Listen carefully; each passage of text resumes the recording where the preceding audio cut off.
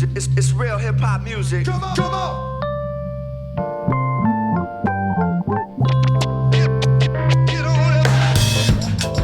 Yes, yes, y'all. You are tuned in to another episode of Major Journalism. I am your host, David Traum Shanks, bringing you all kinds of insightful conversations about personal growth, about politics, about music, about culture. Um, this kind of first group of episodes have been, trending towards personal development, personal growth. That was not by design, but I'm going to claim that it was because everything is by design, whether by my way or by, the eternal intelligence. So we're going to say that it was by design. And today I have the pleasure of sitting down and chopping it up with someone I know very well. This young lady came into my life some 27 like 30 years. Yeah, some 27 years ago, I guess. Yeah. Mm-hmm. But really came into my life, say, about 10 years ago. Mm-hmm. It's been a journey.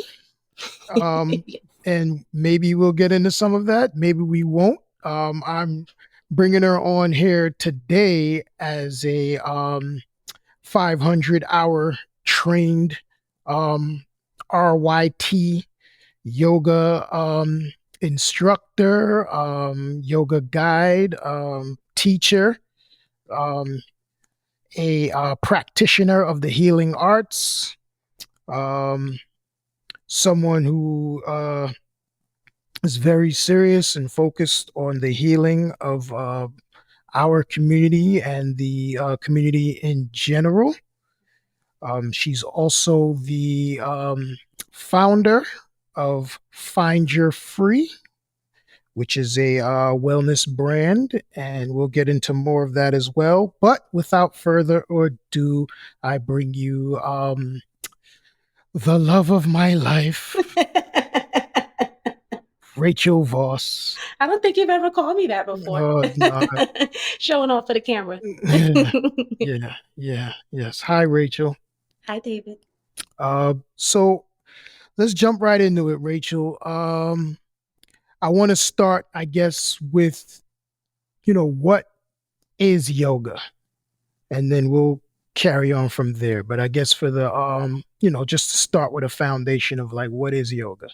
Yeah, that's a good question to start with. So I have to try not to get super philosophical with it because the teacher side of me always wants to just, what'd you say? You get as philosophical as you want. Okay. Because the teacher in me wants to get in, because there's the perception, the sort of general perception of what yoga is, which is what I thought at first. And then as you get into the study and the practice of it, you learn what yoga really is. So in terms of general perception, yoga is this physical practice, right? That's done on a mat, and it's these postures, and some of them look super cool and some of them look super strong. Some of them look super flexible. So it is a physical body practice, but that's just one aspect of what yoga really is. So yoga is really, technically, it's an 8-limb system, of which that physical movement is just a part.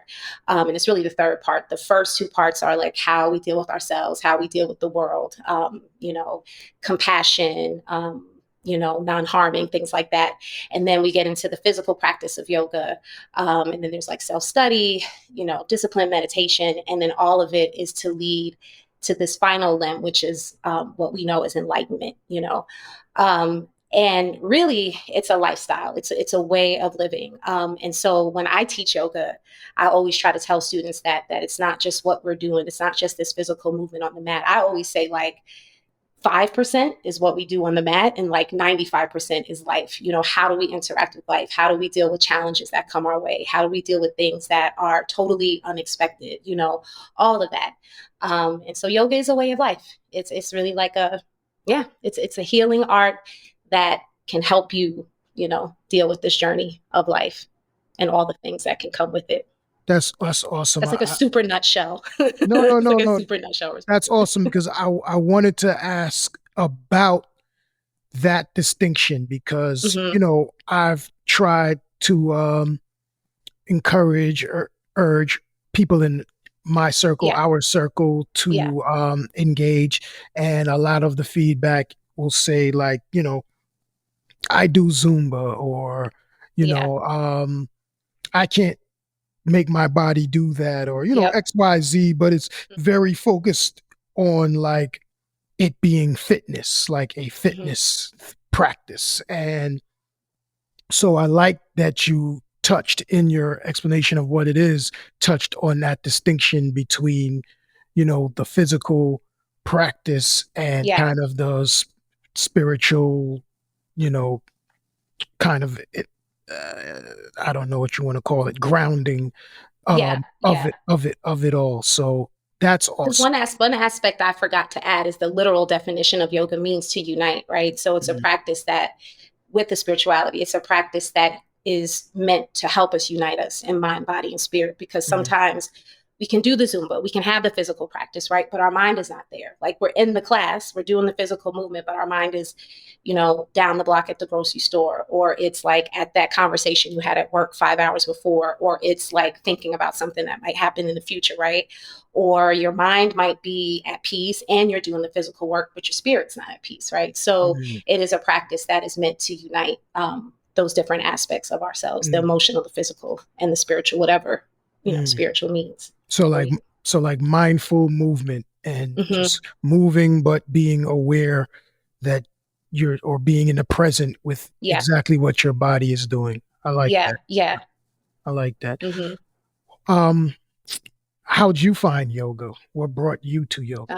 Uh, so I was thinking about that because it's a little bit, it's not a linear path, right? Especially like being at this place in my life and seeing when yoga first came into my life and how it played out. So initially, it came into my life by way of my stepmother, Terry. Shout out to my Terry. Hi, So Terry. my parents, they split when I was young, like 5. They got divorced. And by 7, I had like a stepmother and a stepfather. But my stepmother, Terry, it wasn't that she was practicing, like physically practicing. I don't recall her, although she did, but I don't recall that. It was more her presence. And that's what I would come to learn later on as I understood what yoga is. She really embraced the lifestyle. And she was just a very different vibe from anything or anybody in my life. So she's like a vegetarian and she's like super soft and she smells like lavender all the time. And you know what I mean? And like she's burning incense. And it was a whole different vibe from what I had been used to, in those 7 years, you know what I mean, before I met her. And over time, I would realize that she was cultivating this part of me that like needed to be cultivated. But had I not met her, I don't know, you know what I mean, if or when that would have happened. So she initially introduced me to yoga. Like I always call her my OG yogi. And then in life, when I was 16, which I actually forgot about this too until recently, one of my brothers, I'll let him remain nameless, was dating a woman at the time. And she actually took me to my first proper yoga class. Like I remember like going and like being on the mat and the movement. And honestly, somebody like passing gas in the middle of class, which can happen in yoga because it's all about the release. You know what I mean? But that stuck like in my head that moment, like, oh, we doing that. So that was like my first proper yoga class. And then in my 20s, I just kind of would practice here and there on my own. So yogis in my age group, whether you're a teacher or practitioner or whatever, they might remember there was this videotape. So I'm really dating myself now, called AM PM Yoga with Rodney Yee and Patricia Walton. And I would like do that, just in the evenings or in the mornings or whatever. And I always liked, that's when I kind of started to connect the dots of how I would feel after I do that practice and like how Terry moved. You know what I mean? Because there was just like this peace. And I was like, okay, you know what I mean? Like I'm starting to get it. Right. But it really made its like big splash in my life. 10 years ago, 2012, I was like in a career making good money, but was just miserable inside because I didn't feel like I was aligned in like my purpose. And things were changing at the job that I was in. It was just a really like tight place for me internally. I was going through a little heartbreak at the time. And on top of that, then I was, Really? Yeah. Wow. Yeah. We'll let him remain nameless too. But I was going through a little heartbreak at the time. And in the midst of like all of that, I was in like this really bad car accident. And my car was totaled, but I was blessed to walk away. But like a couple days later, the body pain sets in. And I remember I went to see a doctor. And I'm always so grateful for him because it was like he took one look at me. And I always believe like in my heart that he could tell that my spirit was broken because he just took like one look at me. It was like, you know what, I'm gonna take you out of work for like 2 months. So it was like the summer of 2012. I had like all of July and August to just like be and deal with all of this stuff that was going on inside of me. And then at the same time, I was gifted 3 yoga classes at a local studio. I was in Maryland at the time, so it was a studio in DC. And in that third class, I remember looking at the teacher. She looked nothing like me, blonde girl from California. She fell into the split, still can't do a split to this day, but it was like the way that she just kind of fell into it with ease. And I was like, I need that in my life. You know what I mean? And I just decided to do a yoga teacher training from there. And that's, that was 2012. And that began the journey of, and it really wasn't until I got into the teacher training that I truly understood that this is inside out work, that yoga is a truly an inside out healing, practice. So that's from 2012 on is when yoga became like life for me. And all of the dots started to connect as far as Terry coming into my life, taking that class when I was 16, kind of playing around with yoga here and there in my 20s, and then it coming into my life in a big way when I decided to take the teacher training. So that's my Awesome. yoga story. No, Yeah. no, that's awesome.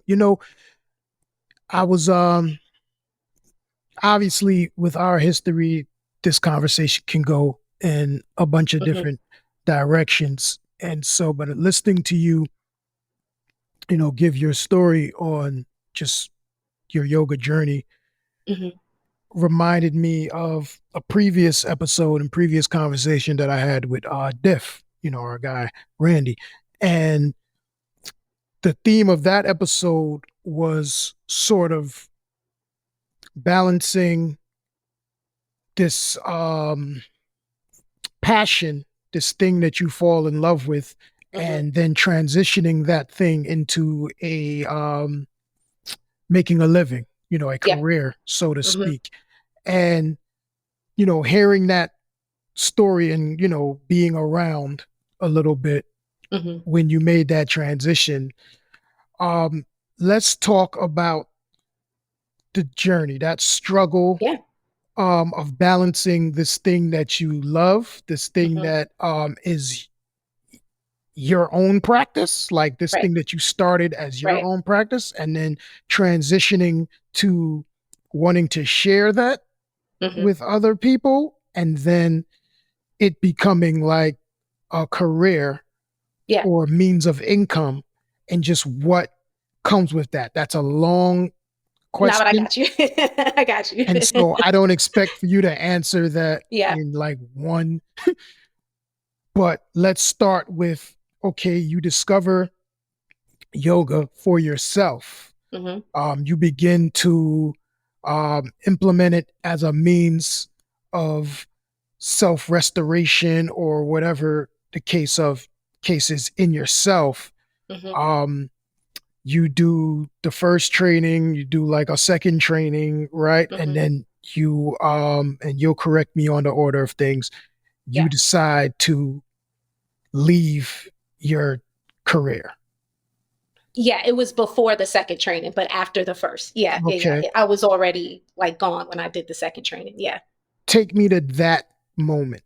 Take me to Mhm. the decision to leave the career and focus on being a yoga teacher or just focus Mhm. on doing yoga. Like what was the decision there?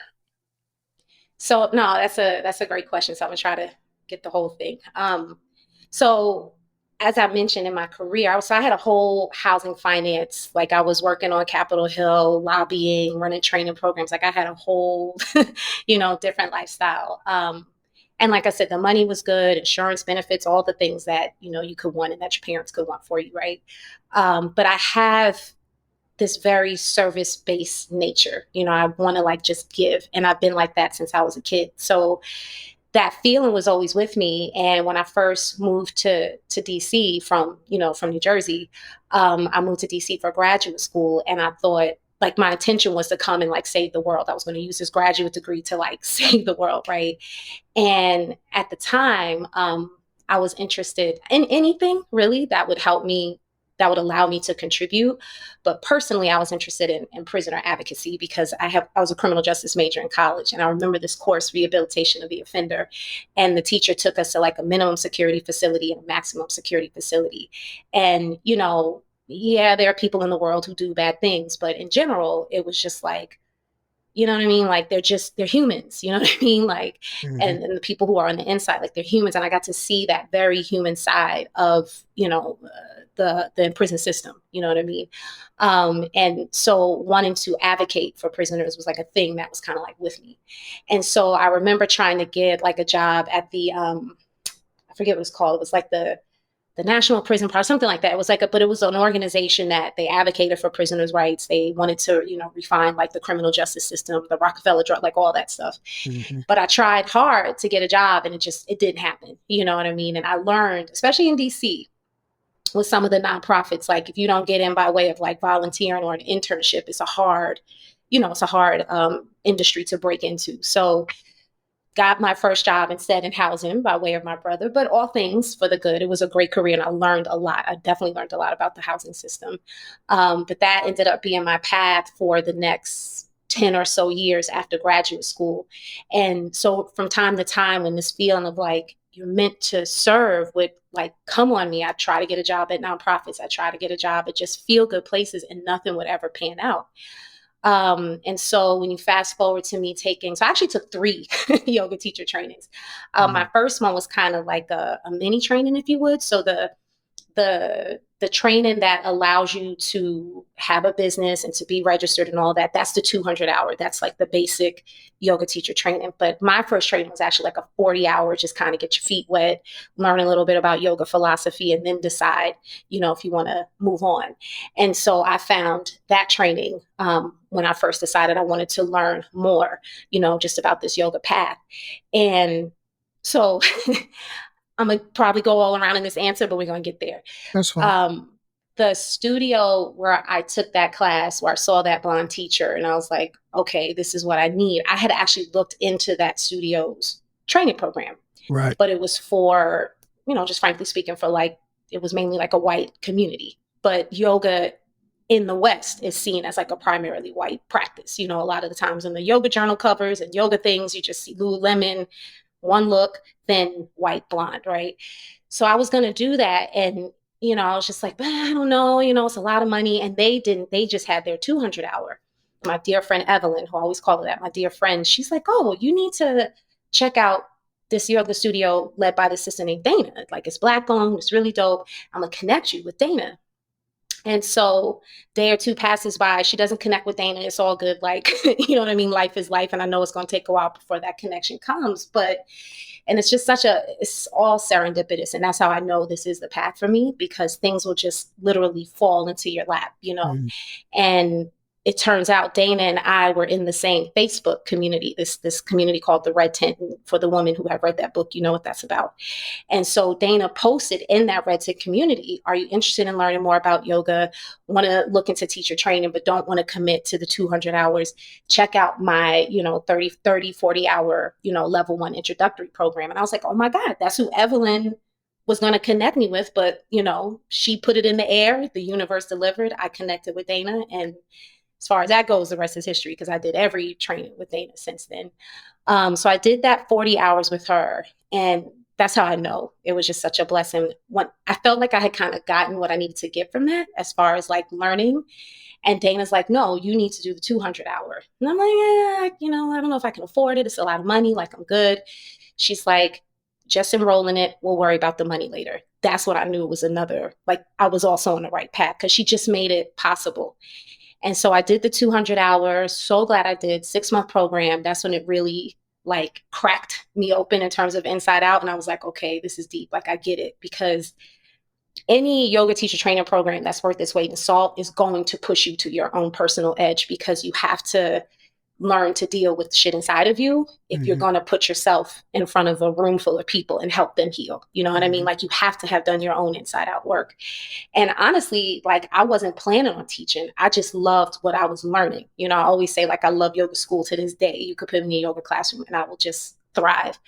But it was at the end of the training that Dana was like, all right, I got a class I designed just for you to teach. And I was like, I don't think I want to teach. Same thing with the 200 hours. She's like, okay, so yeah, the class starts on Tuesdays at 7, and I look forward to seeing you there. And so I was like, all right, I guess I'm teaching. And so the very long answer to your question was, honestly, it was after that first class that I was like, oh, okay, this is huge. Because when I taught, it was maybe like 3 or 4 students in the class. But when I taught, I realized I could show up authentically as me, just whatever I brought to the table. I got to be happy. I got to be joyful. I felt like I was giving something. You know what I mean? Like, you're helping. And for any yoga teacher, that first class is scary because you're like, oh my God, like, there's all these bodies. I don't want to hurt these bodies. Do I know? You know what I mean? But as Terry reminded me, when you've been blessed with the gift is always going to come through. You know what I mean? And all the things that you're worried about, like hurting somebody or doing something, like, you'll know what to do in the moment. And it did. You just get in the moment, all the fears, all the worries kind of go away. I low key always wanted to be like a DJ. And so I got to like coordinate the music. And so it was just like a space where I got to bring like all aspects of myself. And after that first class, I was like, okay, this is huge. This is something, you know, as Hmm. far as like me being able to give back. And I taught that first class in September 2013. And that was the only class I taught. Maybe other things here and there, but that was like where I started. And it was probably just short of 2 years later, January 2015, where the seed first hit me, like, I gotta do more with this. You know, my Hmm. teacher again, Dana, she had given me a book for Christmas, called The War of Art. Hmm. And, you know, and she's like, you need to read this. And it was just one of those things where it was like, all right, I'm gonna get to it. I'm gonna get to it.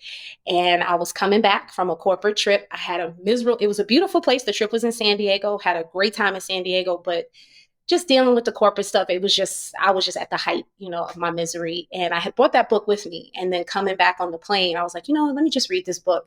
And by the first 15 pages, I was like, I know what I have to do. And by the time that plane landed, I was like, I'm gonna leave this job. Hmm. And so I took like a day off between that trip and going back to work. And the next day was like February 4th. I'll never forget it because it was Terry's birthday that I submitted my resignation. And they were like, what are you going to do? And I was like, I'm going to teach yoga. And I'll never forget, like, you know, my director at the time was like, you know, like, word, like, you're going to leave all of this to go do that. But I was like, this is what I feel called to do. So Hmm.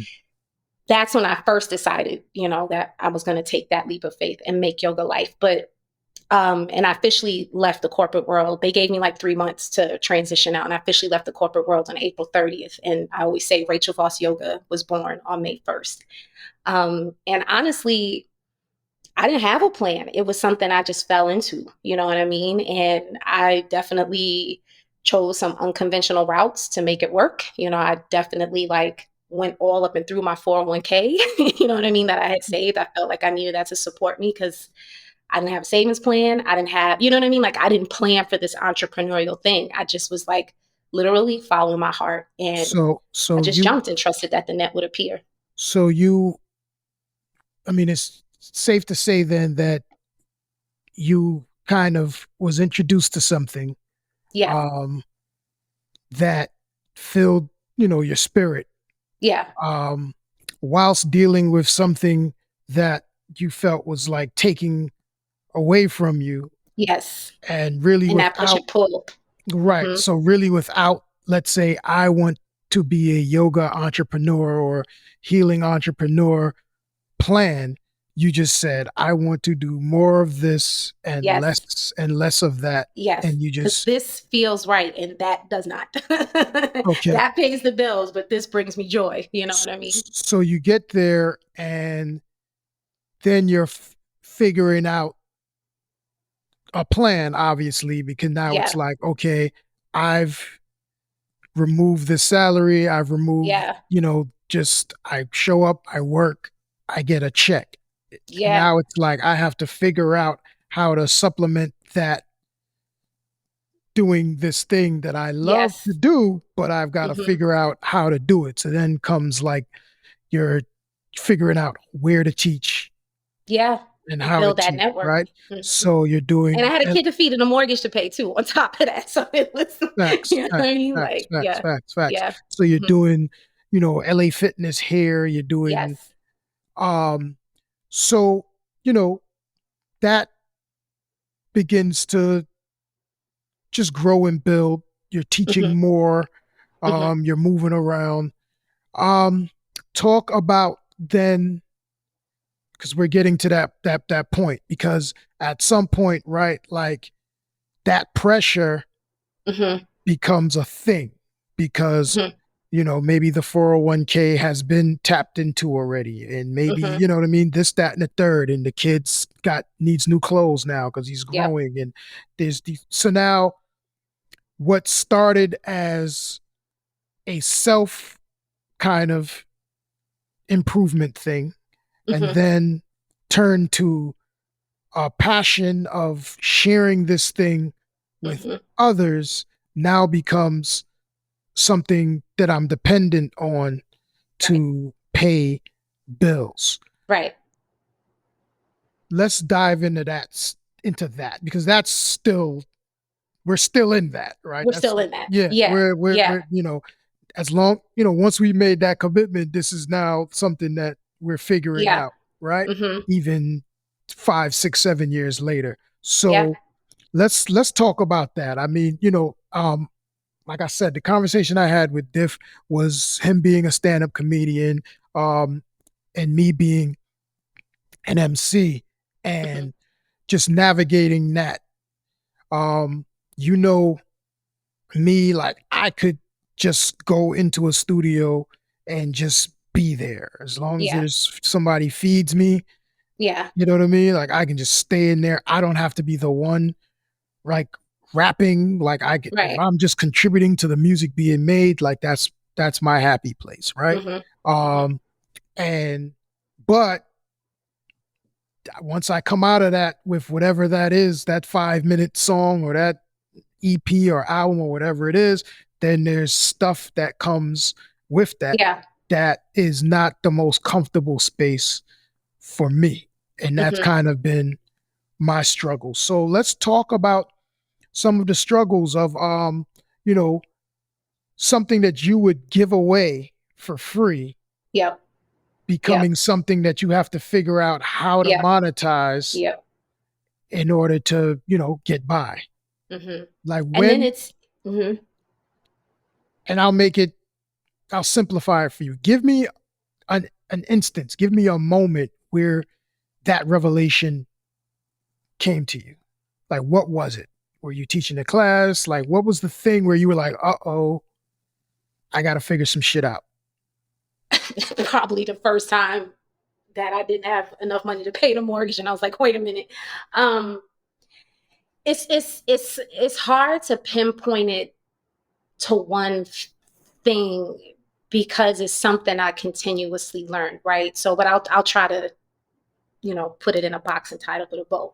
But because even when I first left, like how it goes in the corporate world, you get a delay on that first paycheck, and then when you leave, you get that paycheck, right? So I still got a paycheck 2 weeks after I quit. It was probably the first time I didn't get that direct deposit that I was like, okay. And I knew I wouldn't, but it's Right. still like real when you open up because it's just a force of habit. When you open up on Friday and see that money there, it was like, oh, that money is not there, right?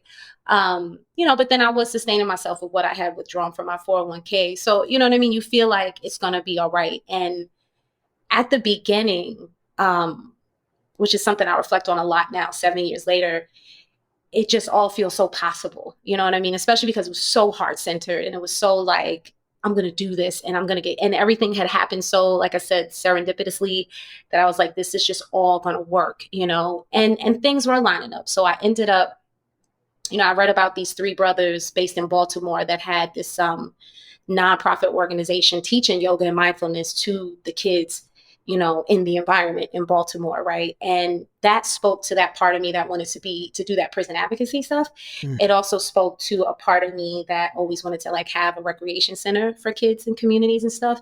So I read about them in Yoga Journal. Interestingly enough, like somebody sent me an article about them, and then I read an article about them on my own. So I was like, let me just reach out and volunteer. And yada, yada, yada. That conversation, I ended up working for them like part-time, 20 hours a week. They were like, actually, we could use some assistance in the office. We could use some female energy. So I was always held, you know what I mean? Like, even if it was just getting by, like I was always held, and I felt like, oh my goodness, but so I had that kind of part-time income, and that helped me to just breathe a little bit to keep things going, as far as just trying to build up the teaching, because with yoga especially, you have to build your network. You know what I mean? It's the challenge for me is that it is a product by way of this practice that's super popular. Yoga is $1 billion industry. You know what I mean? Between apparel and classes and all of the things, like it's $1 billion industry. So there's room for everybody to have a piece, but becoming that billionaire or the millionaire or 100 even thousandaire, you know what I mean? It's tough because it requires buy-in. It's not like a shirt or a book or something. I'm like, here, sell it. Like, even trying to explain it to my mom, you know what I mean? Like, hey, mom, I'm doing this for a career. She's like, I don't get it. You know what I mean? Like, because there's a whole world of people that don't get yoga. And then, like you said earlier, there's a whole world of people that are like, what is this going to do for me? So you literally have to put in, just with anything though, you have to put in that blood, sweat, and tears of building up that network. And I would say another aha moment was, my cousin Simeon, who's very business oriented, would say, like, because like you mentioned, I was teaching these classes at LA Fitness, and that was good. And the gym, looking back, was a tough space to teach because they just don't pay. They don't pay their group fitness instructors well. You know what I mean? They were paying me $25 a class, and I had like 50 people in the class, right?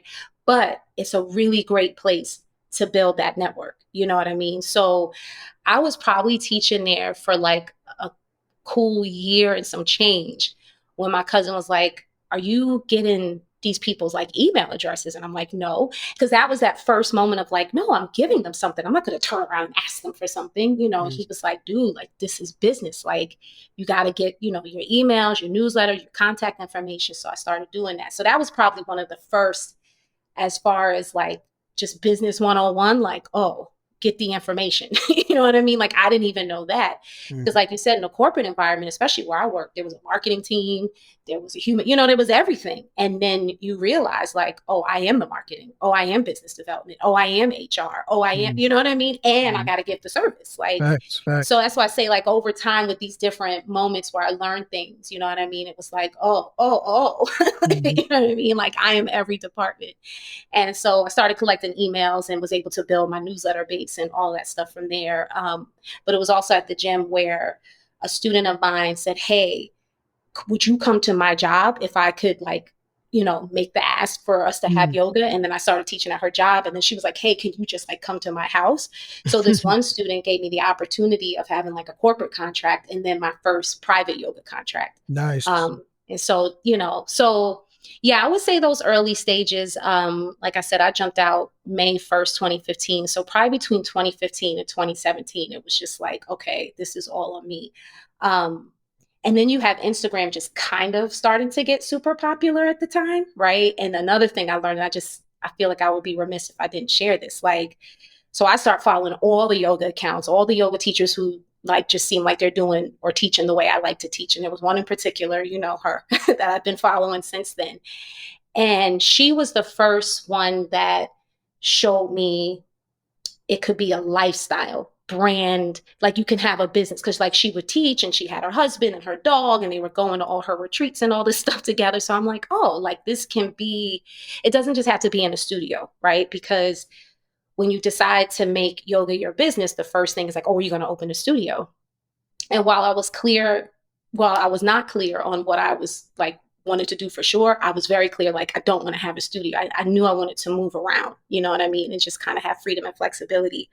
But I share the Instagram piece because I just started doing what she did on Instagram, thinking if she gets 50,000 likes, I'm going to get 50,000 likes. And it didn't work that way because frankly, she was blonde and tall and lived in Aruba and, she's doing handstands on a beach. And I got different clientele, but I had to learn that. And you know what I mean? That was a very, very, very key thing for me to learn, is like, get the jewels of like, okay, this can be a thing where your work is your life and your life is your work. But that client base, the return on your, Instagram investment, all that stuff is just going to be very different for different people and different populations. And I had to definitely learn that for sure. And Yeah. so that that's an ongoing thing, right? With Yes. just Yes. finding the audience and doing that work. Yes. What has been like one of your struggles just in that? Finding, Hmm. I guess, your niche and, doing that as someone like the name of um your business is Rachel Voss Yoga. So Right. Right. you've kind of you're promoting yourself Right. as the business. Yes. And so I don't know, what does that require? Like, what have you found that, because again, like, I'm Traum Diggs, right? Right. And so that's not really my government, but obviously, but I'm, as a rapper, it's like me, I'm the guy. Like, it's the Yeah. music and Right. it comes from me, but you're almost doing that with yoga. Like, Yeah. I'm Yeah. the yogi, like it's Yeah. me. Hmm. Talk about that. Talk about Yeah. what that journey has been like, especially from a marketing and like promotion Right. space, I guess. Yeah. Yeah. That's been a big learning lesson too, because especially again with the introduction of Instagram, right? So everybody's posting handstands and like crow pose, which is a super challenging arm balance posture that I'm still trying to get to this day. But you got people doing crow pose on like a fallen tree in the forest. You know what I'm saying? So it's just like all of these pictures, all of these things. And again, even though I'm teaching, I'm not doing stuff like that. You know what I mean? And I don't have some, super beautiful island background. Like I said, I'm in my condo trying to take a picture in front of my kid's door. You know what I mean? Like just trying to work with like what I have. Um, but what I was trying to sell at first was the yoga. You know what I mean? Was like, because Instagram was making it very look at me, look at me, look at me. I thought that's what I had to sell, right? But then I'm not posting as much as everybody's posting. Or again, I'm not doing some super sexy pose that might get me all the likes and whatever follows and stuff like that, right? So I'm trying to sell that and I'm frustrated because I feel like I'm hitting my head like against the wall. You know what I mean? Because it's like, why am I not getting these follows? Or why am I promoting this class and only two people are coming, or whatever it is. But again, you compare yourself, which is definitely not good. But you're comparing yourself to other people that are doing the same thing, and it's like, why is it working for them and not for me?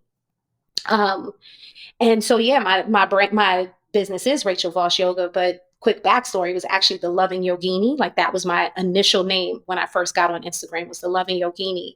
But a dear friend of mine, Kathar, shout out to her, I did and this was actually, I'm having an aha moment right now. I had an aha moment then, but I'm having an aha moment about the aha moment. But Kathar is a beautiful Muslim sister. And so she asked me if I could hold a private class for her and a group of women, other Muslim women. And, it was really important that it was a woman leading the class, that there were not men in the class because of just, that aspect of the practice, just keeping the sanctity of women. Mm-hmm. And at that time, that's why I say it was like an aha moment for me at the time. It was full circle because I had actually practiced Islam for like a couple of years. And so I understand, and Qatar helped me through that process when I was a practicing Muslim. And so I automatically understood the need that they were looking for. And I was Mm-hmm. able to give them that need. But when we were putting that class together, because Qatar is she's like an artist, a visual artist, photographer, all the things. And so she's like, you should use your name, like the R, the V, and the Y. Like it just flows so beautifully together. Like drop the Love and Yogini and just be Rachel Voss Yoga. And again, it just felt like another serendipitous moment where it just felt right. But I'm having an aha moment about that moment because that I'm realizing like that was kind of the first inkling that it's like, don't sell the yoga per se, but like the experience, you know what I'm saying? Like, what can you give? It's not just like, you're not just selling the posture, you're selling like an experience, you're selling, or not even selling, but you're providing, you're offering like a space. And so there are women like this group of Muslim women in the world that don't care about a handstand. They just want a safe space to practice, and you can give Right. them that. You know what I'm Right. saying? And so you Right. start to learn like, oh, there are aspects of myself that I can offer that. Only I can offer because I've had this walk and I've had this experience. And that's when I Right. started to learn. And that's the part I'm still kind of flushing out now, because we Mm. do live in this very social media driven world. And so you want to make sure you get the sexy picture. But you know me, I love to write, I love to share, I love to be vulnerable. And there was all of that, you know what I mean? That it was way more than just, I just want to sell the posture. I want to Mm. sell like, and I try to stay away from that sell, but you know what I mean? But I want to share, Right. you know what I mean? Right. Like, just, I want to speak to the people who feel like they're just out there alone, but they're going through things. I want to speak to the woman who feels weird inside herself. I want to speak to the Muslim woman who's looking for a safe space, or the mixed woman who's trying to understand her place in this, you know, and I had all of that to give. And so it took me a couple of years, but when I finally started to learn that, that's when Rachel Voss Yoga was the umbrella, but I started to push my message of find your free, because that's Mm. really what I was trying to sell. And that was something that came up for me naturally when I used to do my Facebook posts and I was still in the corporate world. Like, I'm trying to figure my way out. It just came to my mind, finding my free. And I would always use this hashtag, finding my free. And then, you know, along in my yoga journey, a couple of years in, I realized like, oh no, I want other people to find their free. Like, that's what it is I'm trying to share. That's what it is I'm trying to sell.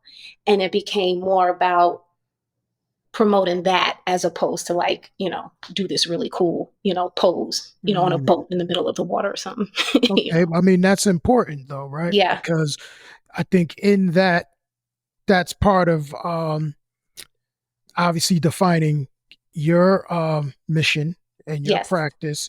Hmm. It's also about kind of, again, that separation between the accomplishment of like Hmm.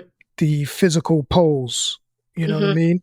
And making it more about um, a journey Yes. towards something, and Yes. using um, the postures or using yoga in itself to help in that journey. Hmm. But then it becomes about more than just asanas. I said that right? Yeah. Yes, you did. Yeah. Good And, job. Yes. and, Yeah. you know, so you're speaking to someone who might not necessarily be looking for yoga, Right. but they're looking maybe for something. Yeah. Yeah. I mean, and I've a little bit in reverse, but how I learned that in the gym, because people would come to the gym thinking I just want to do yoga and it's free. I get a free class, or I get the class, you know, with my gym membership. But I would teach a strong practice, but it wasn't just like power gym. You know what I mean? Like, I really tried to create a studio experience in the gym with the music, with my spray. Like, my students that know me know I have my lavender spray. And I say it's in reverse because maybe they came looking for the yoga, but a lot of times, especially those people that would sign up for emails, they left like, I didn't even know I needed that.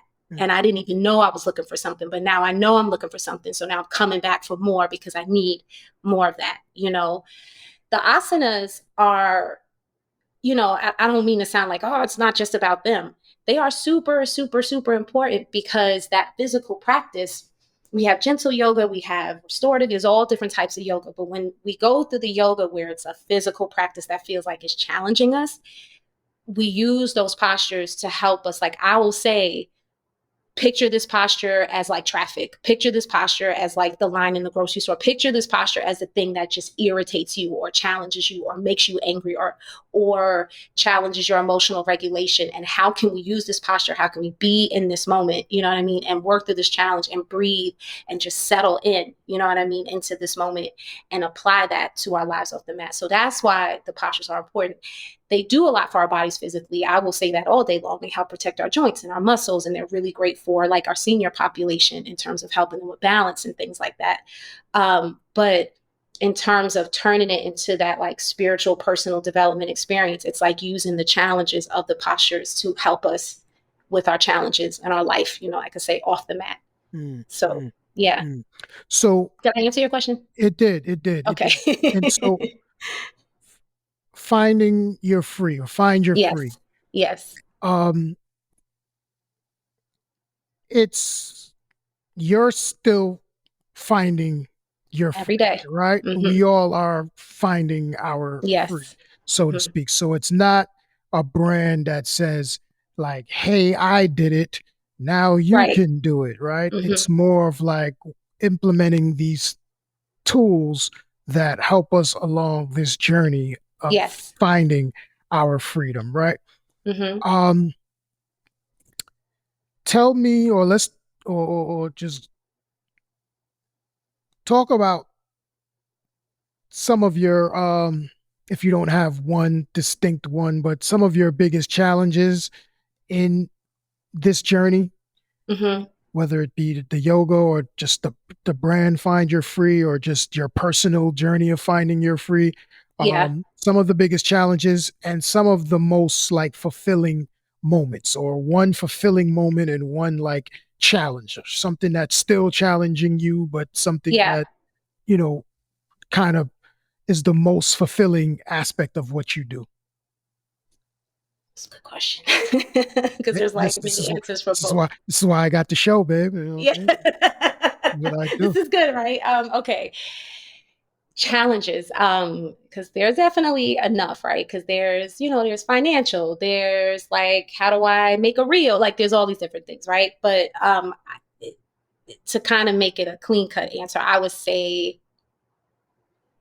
it's two things. So is it marketing? Personally, yes, I was going to say that, but it ends up why it's twofold is because rewind selector. Okay.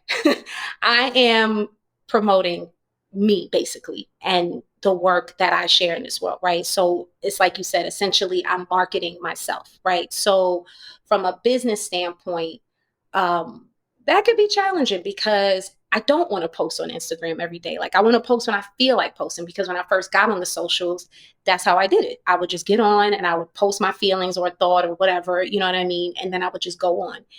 You get to a place where it's like, no, I have to post, right?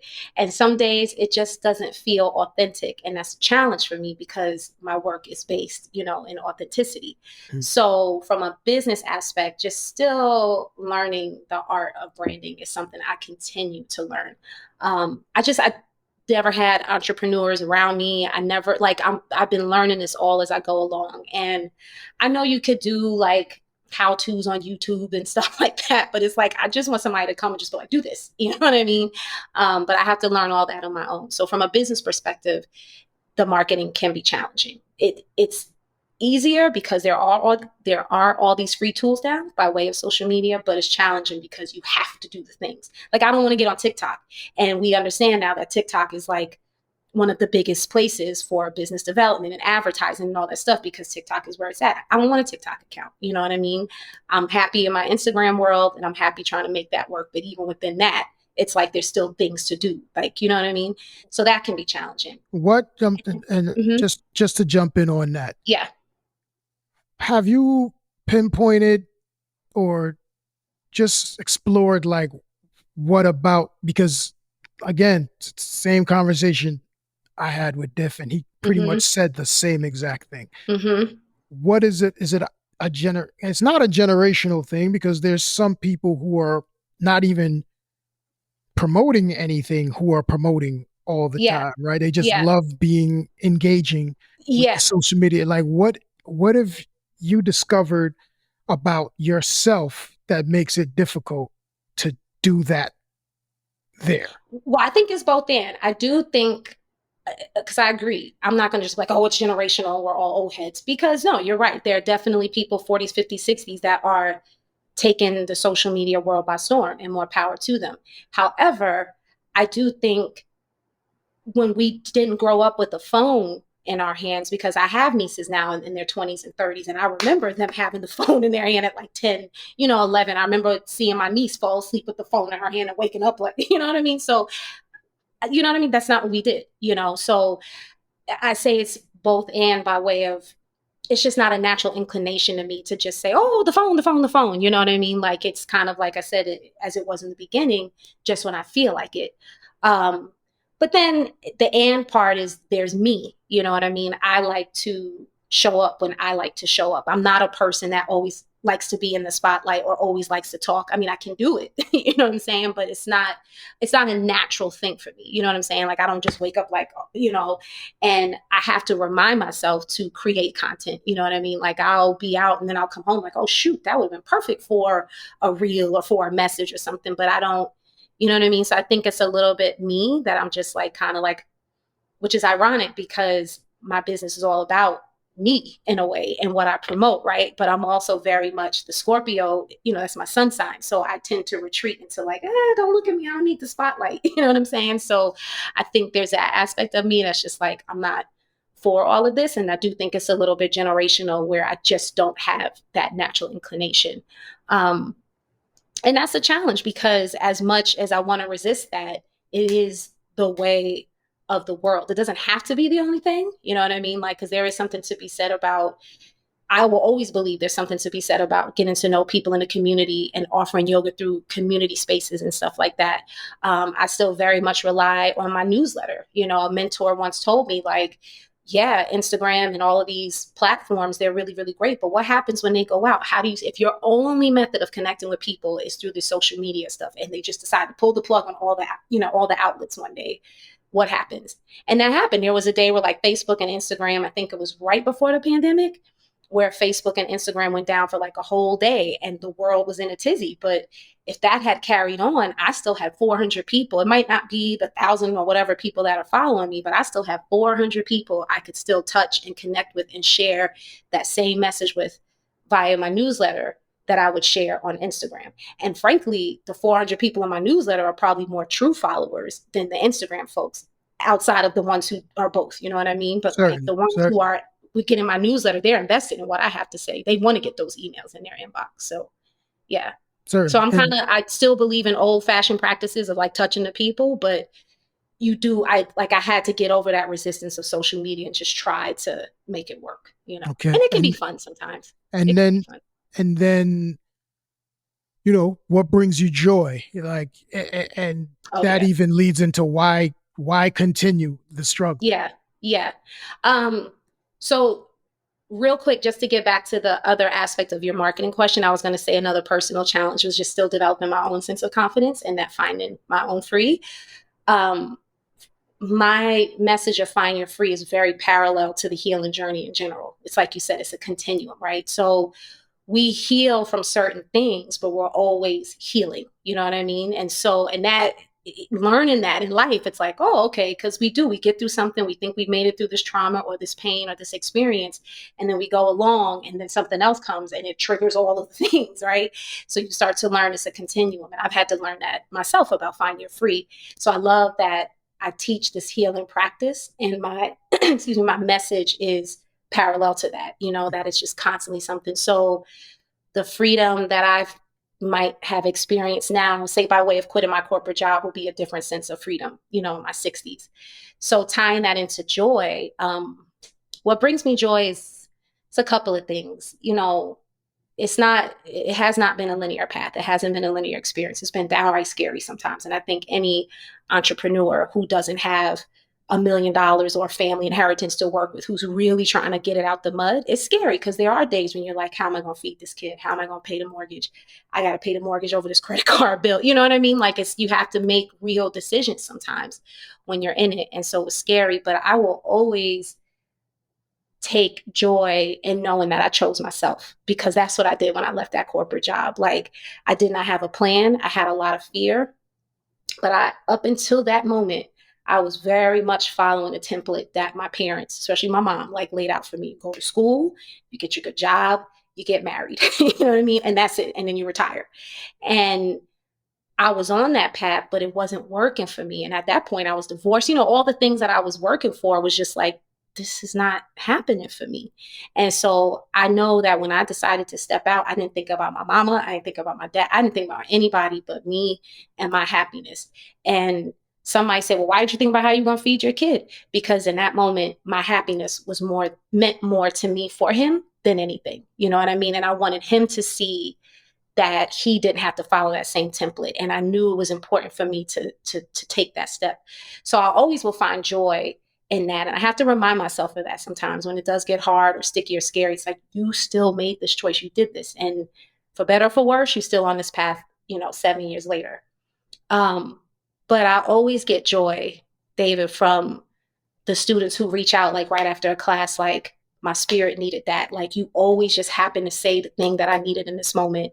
I was having just a really, really, really bad day. You know what I mean? And this class has now just turned me all around. A big moment of joy and pride, honestly, was when everything happened in 2020 and the world stopped. And I always thought about, like, damn, if I was in that corporate job, I don't feel like I would have had anything to offer the world. But when that happened, I had something to offer the world. People were anxious, people were scared, people were trapped at home. And I jumped right online and built my business into a virtual business, and that brought me joy that I could give something to people in a moment where the whole entire world just seemed scary and uncertain and unsure.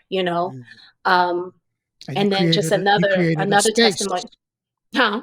No, I said, and you created a space, which is I what you created said space. Yeah. And earlier. actually was for me, the pandemic was actually great for my business because it gave me a model that I was looking for that I didn't realize I needed, because I was struggling. I mean, I was making it work in the community, but I was struggling with trying to put it together. And then virtually was just like, oh, I just got to go down to my living room and, you know what I mean? I could touch as many people as I want to touch. But to wrap it up, another testimony that comes to mind is a student who has been with me since 2017, I think. And I didn't know, like, she comes and she's always smiling and, all this stuff. I did not know the depression and the things that she was suffering from on the inside. And one day she really took a moment to send me an email and was like, there were days where my life was on the line within Mm, myself. And I took mm, your class and it gave me a reason to keep on living. mm. And that's when it's just like, yo, like, this is deep, you know what I mean? And so it's why I it's so important to me to just teach with like integrity and authenticity, because until somebody tells you, like, sometimes you might not even realize, like, you, not to sound like this, but you have somebody's life in your hands. Like, if she had come in and I was in a bad mood, there's no telling what that could have done for her. Just, you never know, but it makes you realize, like, so you remember during the pandemic, I would always say there were the first responders, the nurses, the hospitals, and then there was the spiritual responders, because it felt like the world was kind of spiritually crumbling at the time. And, we needed the spiritual avengers to hold it up. And I'm very grateful. I will always be grateful that I was able to be a part of that, you Mm, know, mm. for whatever community, I touched. So Oh, that's amazing. That's mhm. amazing. What is peaceful, easeful, useful, Useful and and joyful. joyful? Yes. So I will say, um, my so Terry's teacher is a yogi who has since passed on, but his name is Swami Satchitananda. And for anybody who might be familiar with it, Satchitananda founded this beautiful place called Yogaville in Virginia. And it's an ashram, and you can go and do retreats or just go and just be there and live off the land and do yoga a million times a day and all this stuff. I love Yogaville. So Satchitananda, he has just different sayings and books and things like that. So I was listening to one of his talks one day, and he said, like, maybe live a life that is peaceful, easeful, useful, and joyful. He also said, and I might not be saying it exactly, but the one who is the happiest is the one who brings happiness to others. And that's a guiding light for me, Mm. because I do find joy in bringing happiness to other people. It fills my soul. But yeah, so he said that. And when I heard that in the talk one day, and I was like, I love that. I do. I love that. And so at the end of all of my yoga sessions, meditations, just all of my offerings, I always say, maybe be peaceful, easeful, useful, and joyful. So a little bit, I lovingly borrowed it, made a little bit of my own, but that's what that is on my shirt. So And so that becomes kind of the mantra for how you mhm. live, and Yeah, also, do the find your free yeah, thing. Like yeah. that's at its best. That's what you're doing at your I mean, best. if you had to boil it down to four things: living a life that is peaceful, living a life with ease, living a life with purpose, and living a life of joy, like those are things that really are our divine rights. That's awesome. I Yeah. mean, I couldn't have wrapped this up any better. Um, Are we wrapping up? I didn't get Where to say about prison where yoga. That brings me joy too. I can't not talk about my journey without talking about prison yoga. uh, So that brought me joy too. go for it. Tell us about prison yoga. Yeah, What is prison yoga? super quick. Well, because it ties back to me being that criminal justice major in college and wanting to do prisoner advocacy. And I just feel I have to share it because it's just another moment of the serendipity, and that when you are on the path, even if you can't see the full destination, even if you can't see the next step in front of you, but you're on your heart centered path, I always call them like light posts or guideposts. Like you'll get a light every step of the way, even if it's just the step in front of you, right? And so around 2016, I learned a lot from Yoga Journal because that's where I learned about the brothers in Baltimore. But so Yoga Journal was highlighting the Prison Yoga Project, which is based out of California. And I just yogically fell in love with the founder because of what he was doing, which was basically bringing yoga classes into prison systems in California. Mm, And I mm. was just like, damn, like I want to do that. You know what I mean? It spoke to that passion in me. So fast forward, and this is the blessing of social media. I was connected with a sister through social media. Shout out to Amika, who was based in New Jersey. And she was working with an organization called Liberation Prison Yoga.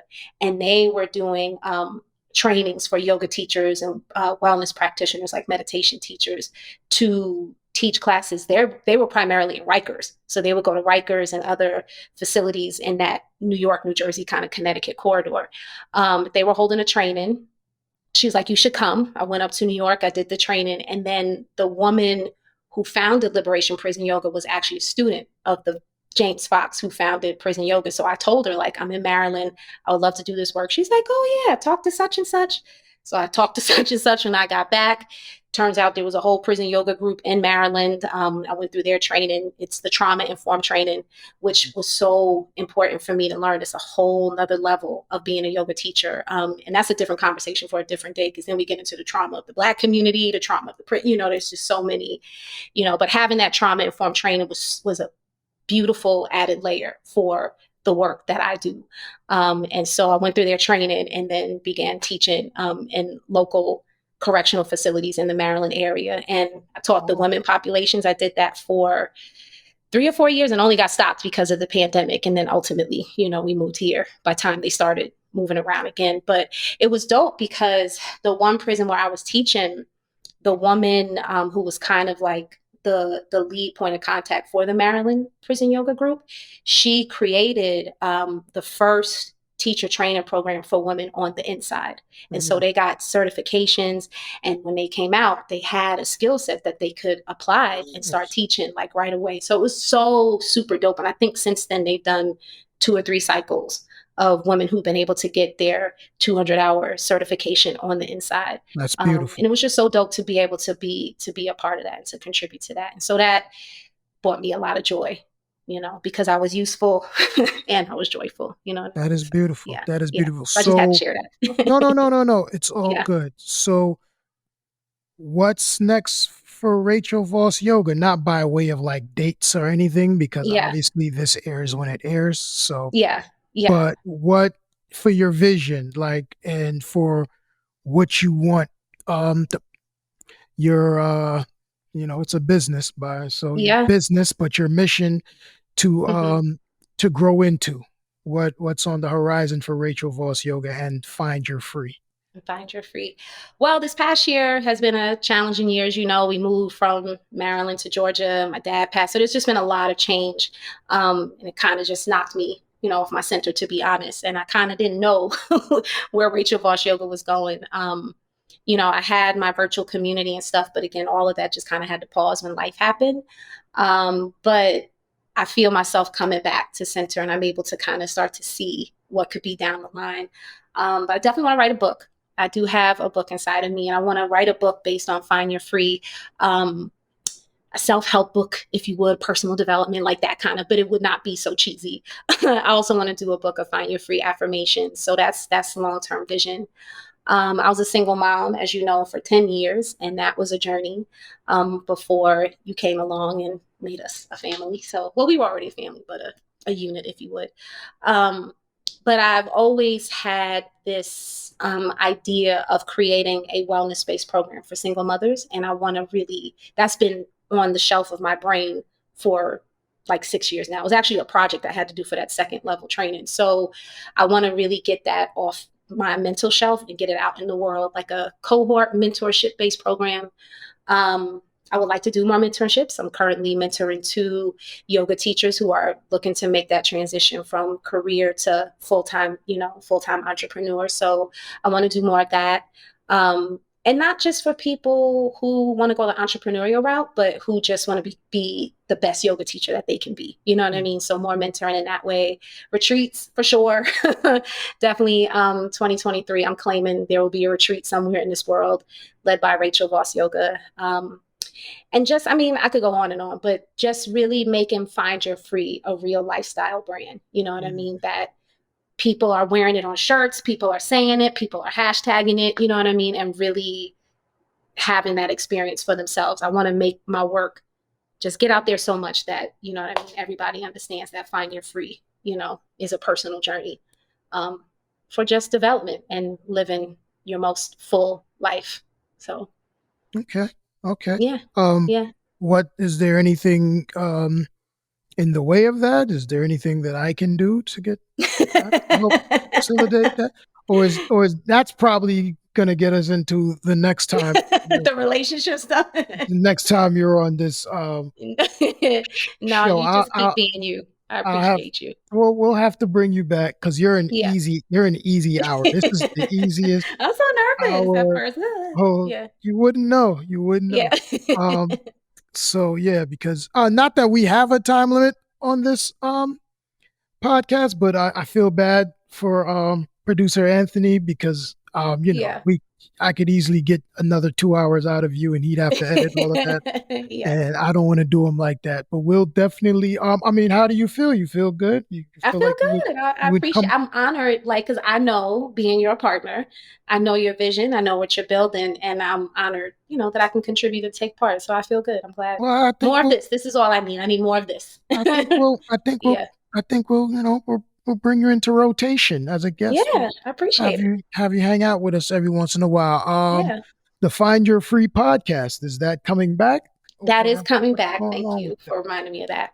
Yes, that is coming back. I took some time off, just dealing with life, but taking a lot of time off, man? I know, but the past 365, they've been tough. It's Yeah. kind of knocked me around a little bit, but Of course. I'm getting it back together slowly but surely. So That's what's yeah, up. but the podcast, this has definitely inspired me to get back on my own microphone. So yes, the Find Your Free that's the podcast point. will be That's coming. the point. Yeah. That's what we. But quick plug for anybody who has never experienced the Find Your Free podcast. I do have 23 episodes in the tuck, so you can find me on all the platforms, Apple, Spotify, and all the things. So if you want to get a taste of what my podcast is about, you could definitely check that out. So yeah. Awesome.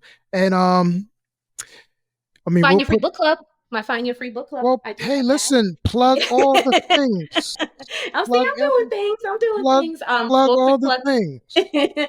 My real quick plug for that is I host the Find Your Free Book Club. It's a free offering. And actually, that was something that came out of me just trying to learn how to manage the grief with my dad. You know what I mean? I needed a place. I needed to do something, but I just didn't feel ready to teach yet.